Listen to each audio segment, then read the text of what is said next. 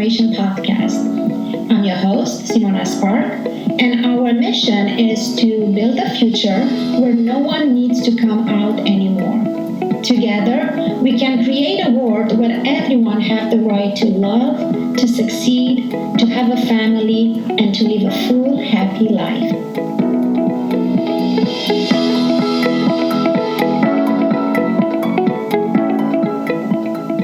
Welcome back, everyone. Our guest today is Ron, and I will ask Ron to introduce himself. My name is Ron Puldayam. I'm the Executive Director and Founder of Men Having Babies. Thank you. And let's just jump right in. Why Men Having Babies and what this organization does? I should first say that my husband and I have twins that were born with the help of a surrogate, and they are now 18 years old. If you do the math, we started our journey more than 20 years ago, as it turns out, in the prehistoric days of surrogacy, or gestational surrogacy. Years after that, looking back at the very, very few or the non-existent resources we had at the time, started a process that eventually led to the creation of Men Having Babies. Beautiful. Is it safe to say that your own experience and having your own children was the seed of the organization you are leading today? Exactly right. Although sometimes ignorance is bliss, in the sense there were so many things we didn't know, and we, of course, survived through it. But it was painfully evident also that we were blind, we were walking into this with fairly little information. At the time, it seemed to us, on the one hand, that we're the last gay couple in Manhattan that doesn't have children. But of course, once we started asking around, it was obvious that this is not very simple. I stayed home with the kids full time after they were born. Years after, when they were 3.5, actually, I went to the LGBT Center here in New York and said, why don't we start a group for men who are interested in surrogacy? They already had some groups for intended parents, but they were mostly for women or for people who were interested in adoption and foster care. So that was the seed that later led to start of an annual seminar and then a conference, and then incorporating Men Having Babies as a separate, independent, not-for-profit organization in 2012. Wonderful. Absolutely amazing. And before we go and talk about your organization, I am just curious, how was it 20 years ago to be in same-sex couple and want to have babies? As I said, on the one hand, you always feel like you live in the definitely present, but sometimes in the future. You're mostly aware of how things are better than they were the way they used to be.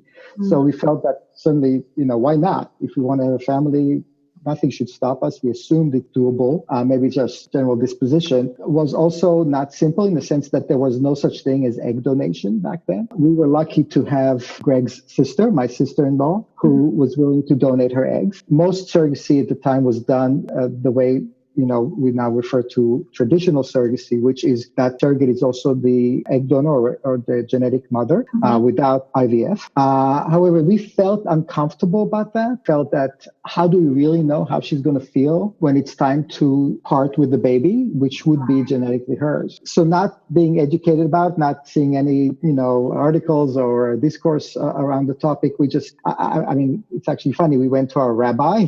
We're part of an LGBT synagogue.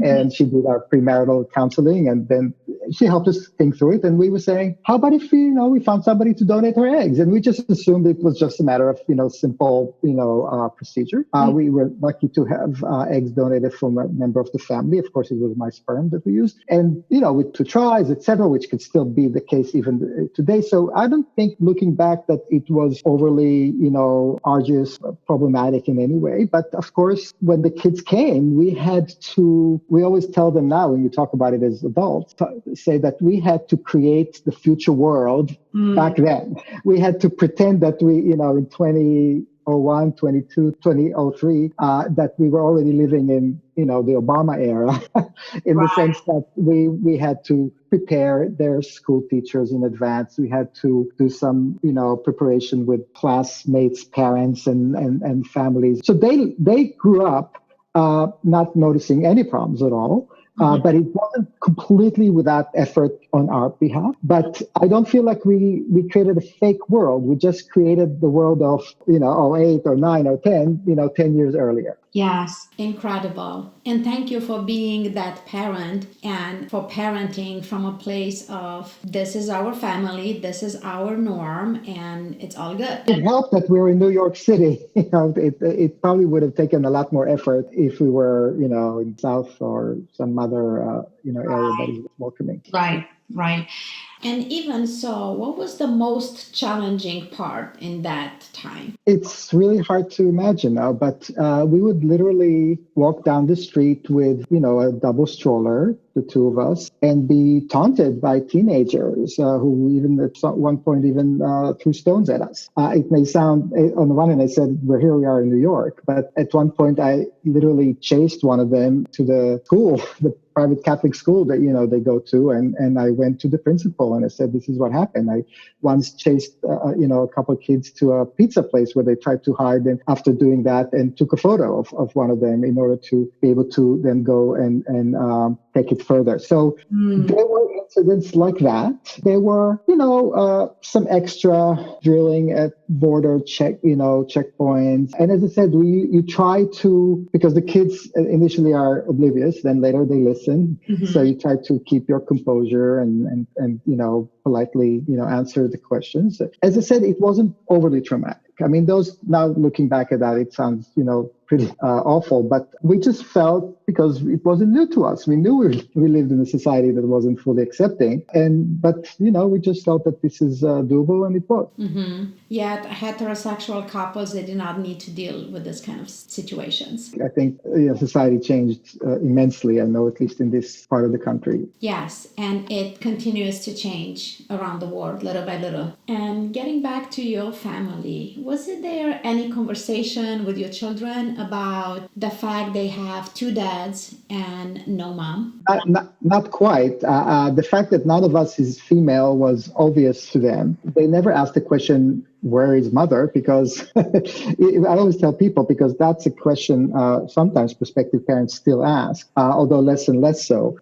They are born into reality. They know who their parents are. By the time they speak, they already know who their parents are. So it never comes to them as a surprise. The questions are different. The questions are, the first question, my daughter. My son was, for some reason, maybe typical and not less concerned sometimes about those questions. But my daughter wanted to know, she didn't want to know. She assumed she came from my tummy when she realized that there are other parents in the playground that have big tummies. She, didn't bother with the fact that those parents with tummies, big tummies, carrying a baby were female and I was male. That was insignificant in her mind. She just assumed that I was the primary caregiver at the time, that she came out of my tummy and not my husband. So there was a little discussion then. And then as their linguistic comprehension skills progress over time, you have those discussions again. But it's never, where is my mother? Or how come I don't have a mother? That doesn't cross their mind. They know who their parents are. They know, just as they know that they don't have a parent who's red hair, they know they don't have a parent who is female. The question is not begged, how come you're not X? But the question is more, so how were we born? And the easiest answer, even if, you're a heterosexual parent, it would have been probably much easier to tell your kids that you went to the hospital to make them. It's much more believable than the, procreation story, which to small children at least sounds quite peculiar. So they had no problem ever understanding how they came to the world. And over time, they understood that they were exceptional, that they were, it's not the norm. But they always also were exposed to kids of similar circumstances, so they didn't think they were abnormal. Wonderful. And what will be your advice to intended parents or new parents that they are growing similar families like yours? First of all, let me say that at our conferences, we also have teen panels. Where teenage children of parents who had them through surrogacy, of gay parents who had them through surrogacy, talk themselves about their perspective. So these questions, I'm usually not asked that question. It's kids who are, sometimes even my kids, that are being asked that question. And all of these panels, by the way, are on our YouTube channel, if you're interested in looking at that. So those questions are asked, and they even ask, what would be your advice? So it's funny because all of a sudden I felt like I was on the teen panel. But so it's really their advice is, go for it and, don't hide anything and always talk to your children about, always give them the answer to the question they're looking for. But don't go overboard. A lot of times people have a tendency in many other circumstances, especially this one, to, over explain, be comfortable with yourself. And that's something actually I tell people way before the children exist. I tell them, come to this conference, figure out whether surrogacy is good for you. Our conferences are not conferences that advocate for people to have children through surrogacy. Our conferences are there intended to people to figure out whether that's the right parenting journey, parenting method for them. And if so, explain and give them access to resources, what's the best way to go about it. We tell them this is one day going to be the birth story of your child. Yes. If you're not comfortable with that, it'll come out. If there's anything about this process that you're not comfortable about, it will live with you and it'll be communicated to your children, even if you are, even unintentionally. Yes. So the first thing you need to do is sit here. This is why we also have a panel we called a mindful look at surrogacy. Thinking through those issues pertaining both to the process. Because one of the first things that people ask is, would it be that awkward to have a person who currently I don't even know, so a complete stranger, who all of a sudden does this most intimate thing for us? Wouldn't it be awkward to go through it? Wouldn't it be awkward to feel for the rest of my life that I'm indebted so much to a person like that? For many people, that is at least equal weight of a concern initially as perhaps issues of access, financial and otherwise. So that is a major thing we tell people. Feel comfortable about it, because the people you're working that are going to help you to have a child, you feel comfortable about it, and then one day your children are going to want to know and going to see a smile and going to want to see your eyes shining, talking about the two wonderful women who helped you have your children. Yes, beautiful. You mentioned about these conferences where intended parents could get more information and prepare themselves for creating their families. Please tell us more about that. Men Having Babies is actually two organizations.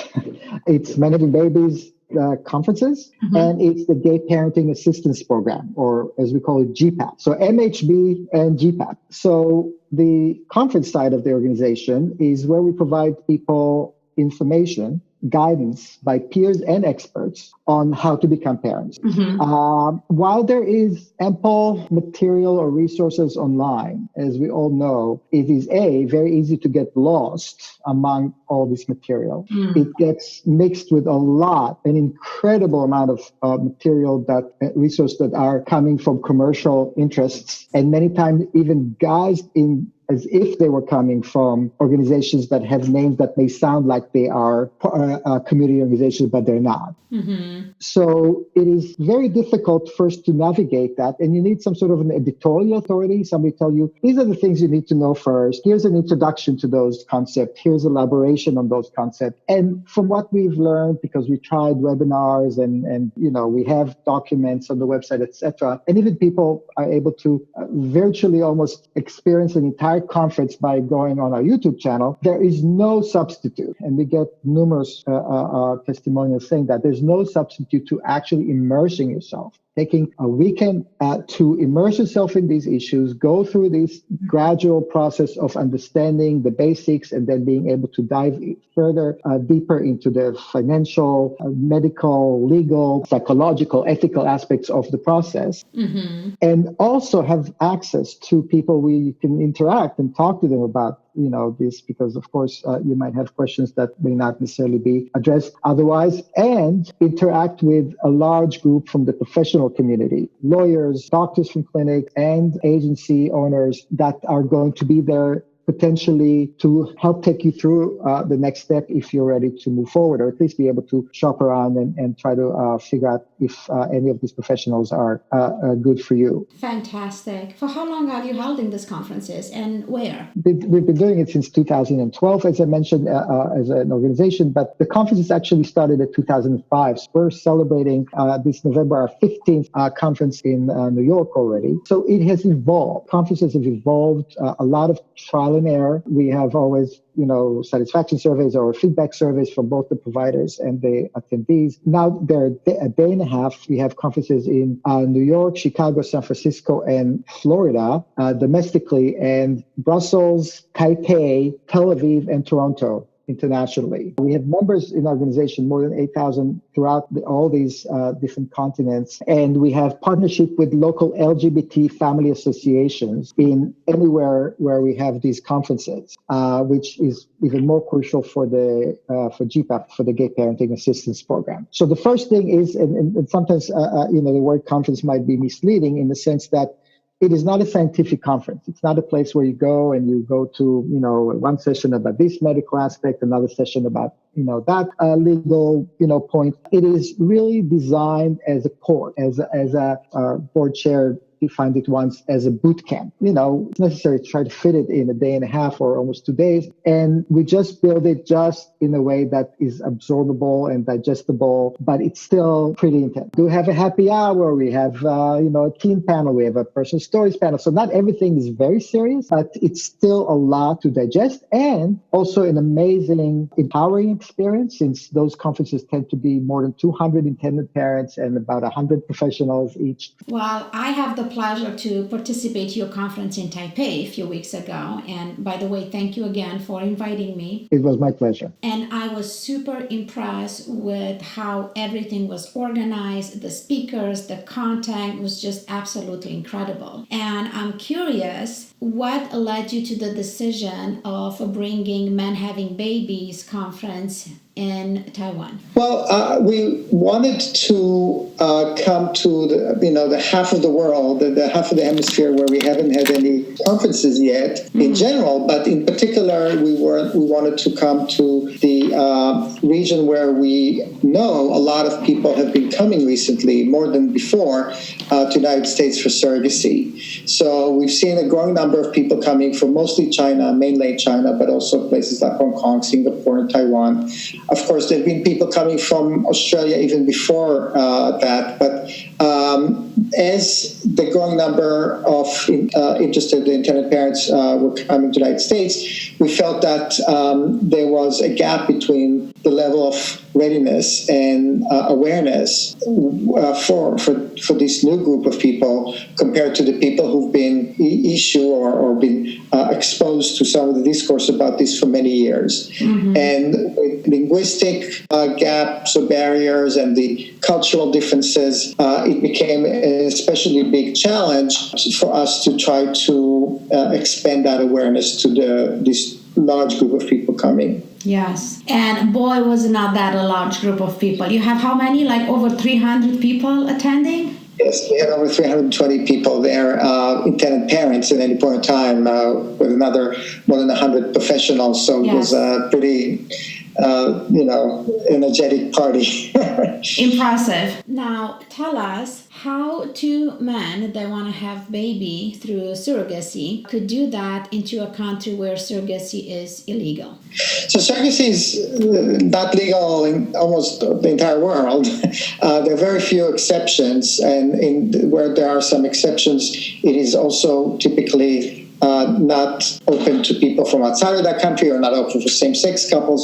So mm-hmm. The reality is that for same-sex couples to have a child with the help of a surrogate openly and legally, they currently only, if they're not residents of the UK or South Africa, where they can do it domestically, they have to come to the United States or Canada. Mm-hmm. In that regard, Taiwan or China or Hong Kong are not that exceptional. What is more of a problem is that the issue of the distance and the cultural and the linguistic barriers. And the reason this is important, because of course, people, undertake a lot of interactions across cultures, languages, and miles of distance. Mm-hmm. What's important here is that surrogacy in particular is not some sort of a commercial exchange. It is a process in which a woman and her family are willing to help somebody have a child. Mm-hmm.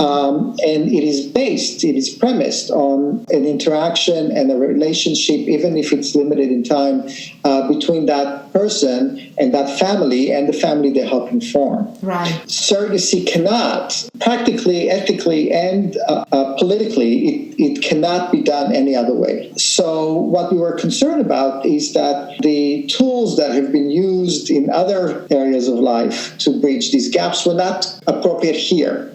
Namely, finding intermediaries that are willing to step in and handle that relationship for you. So you can do that when you're buying cars, when you're buying real estate, when you're interacting in many other commercial ways, but you can't do that with surrogates. Yeah. And that's what's been happening a lot.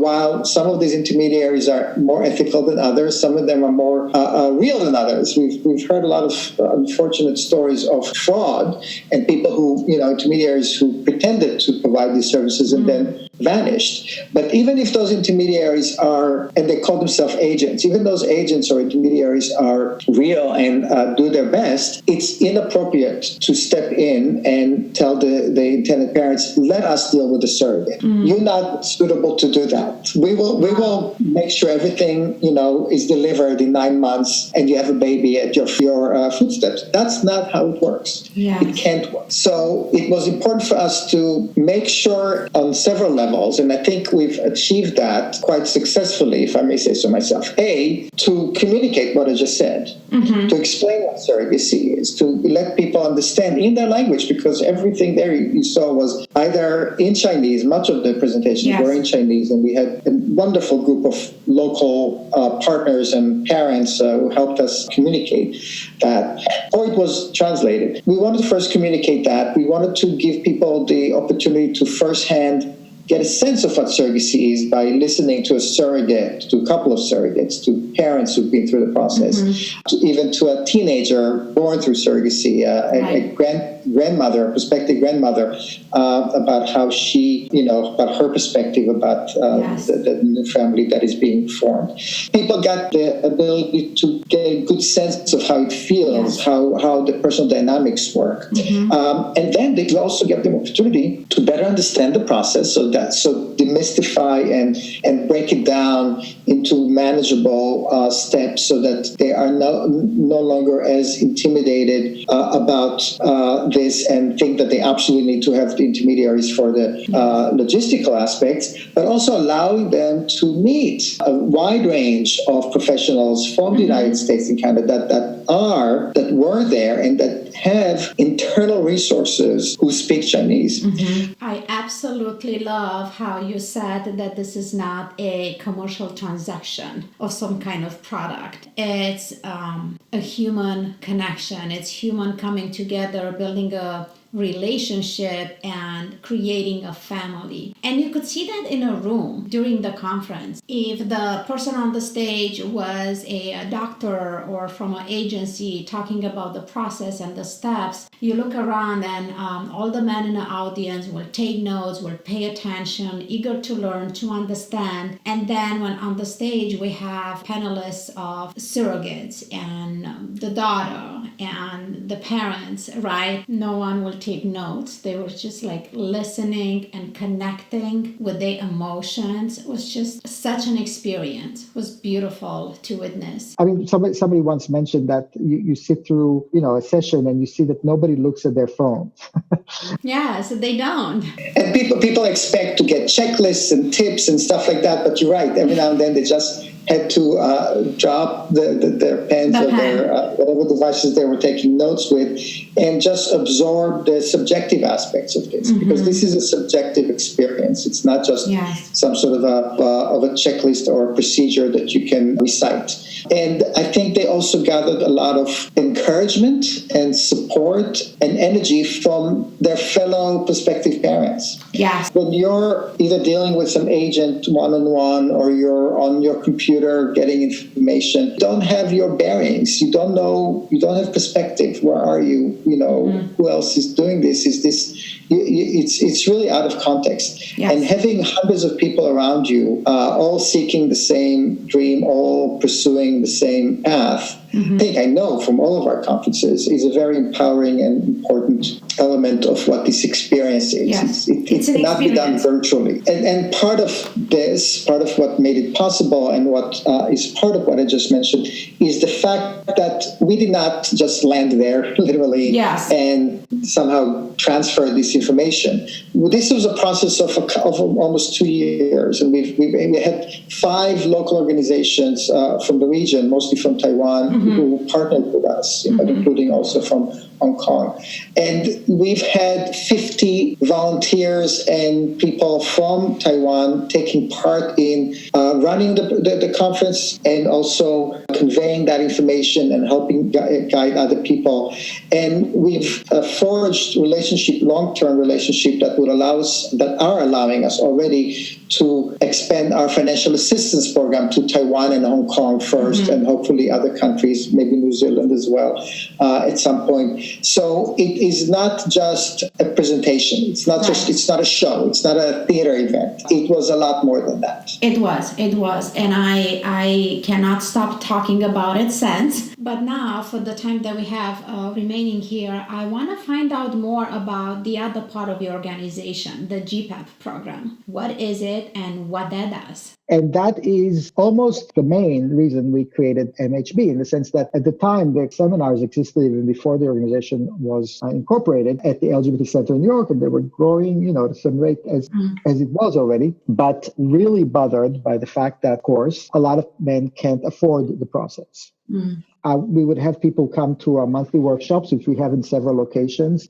beyond the conferences. And I would notice that they come month after month, even after we finish the whole year of curriculum, just because it was a support, group for them. And they just still didn't have savings to start with the journey. So we thought we needed to do something about it. The first thing we did about those rating and reviews table, because one thing they also provide is the ability for people to become aware of places where maybe surrogacy is less expensive. In particular, the United States, at the time and even today, sometimes, if you go to the Midwest, it might not be as expensive as the West and the East Coast. Right. Specific agencies have different rates and different compensation schemes with the surrogates. Of course, clinics range in, experience, quality, as well as cost. So the first thing is what you want to do to empower, a group of people is to give them more information, give them more access so that they can, as much as I hate to use the word, shop around. The next thing we wanted is to provide a financial assistance. And that started a process that I'm happy to say we're in our 5th year of GPAP and help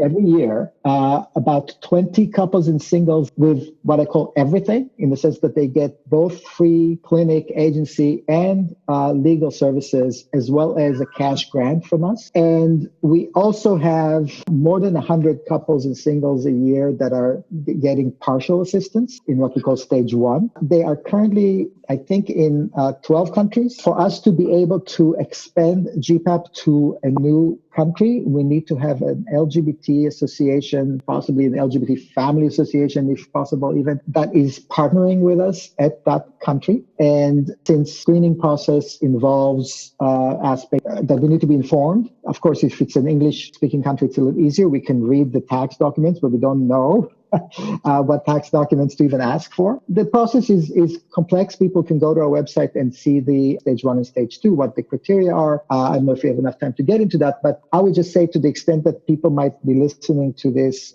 from around the Asia Pacific area, we still do not have eligibility for people in Australia or New Zealand. So if somebody's interested, they should just reach out to us if they have in mind an organization in their country that might be willing to collaborate with us. And then we can expand GPAP to residents of that country as well. I love it.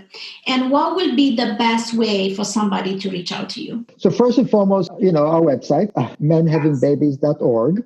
If they have a general question or they want to approach us about any of the issues that I just mentioned, they should write an email to team@menhavingbabies.org. Wonderful. Thank you so much. And in closing, do you have any advice for intended parents? I would say you're probably not aware of how much you're not aware of. My suggestion would be do that favor to yourself because you might not be aware of some of the risks along the way. We actually know from our surveys, because we also have surveys among prospective parents, that people tend to underestimate how much it's going to cost them in the magnitude of 20%. And we talk about a process that could usually, depending on whether it's the United States or Canada, run at least 120, 130,000 American dollars. When you talk about this order of magnitude, you're talking about a lot of money that you might not realize initially. Mm-hmm.